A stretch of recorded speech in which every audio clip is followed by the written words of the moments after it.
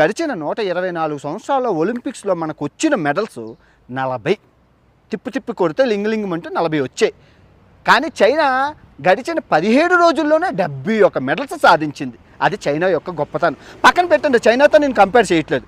China గోటికి మనం వాళ్ళు ఎంతంత ఉంటారు, కానీ బంగారు పథకాలు బఠానీ గింజల్లా తెచ్చుకుంటారు. మనం మటుకు మేసం మెలేసి తొరకొడతాం, అంతంత ఉంటాం. మన తోపు మన మన మన మన మన ప్రజలైతే మా హీరో గొప్ప, మా హీరో రక్తం వేరు, మా సింహం, మా హీరో సింహం అని చెప్పి సినిమా థియేటర్ల ముందు సినిమా కోసం కొట్టుకు చేస్తాం, సినిమా రివ్యూ కోసం కొట్టుకు చేస్తాం, బిగ్ బాస్లో ఉన్న హౌస్ వాళ్ళ కోసం కొట్టుకు చేస్తాం.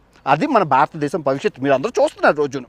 కానీ మీ ఎవరికైనా తెలుసా ఒలింపిక్స్లో పార్టిసిపేషన్ చేసిన క్రీడాకారుల కోసం చెప్పండి, చెప్పలేరు. కానీ కుమార్ అంటే కూర గురించి జరిగితే మీరు అందరూ తక్కువని చెప్తారు. ఎందుకంటే స్క్రాప్ ఎక్కువ అయిపోతుంది.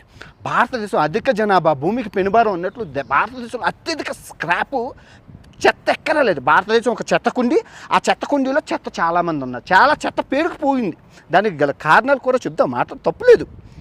చూడండి, ఇప్పుడు ఏ ఫెసిలిటీస్ లేని, ఇప్పుడు అది వద్దులేండి, ఏషియా దేశాలండి, ఏషియా, ఫిలిప్పీన్స్, ఇండోనేషియా, మళ్ళీ ఏది పాకిస్తాన్, దాయాదుల దేశం కూడా బంగారు పథకాలు సాధించి.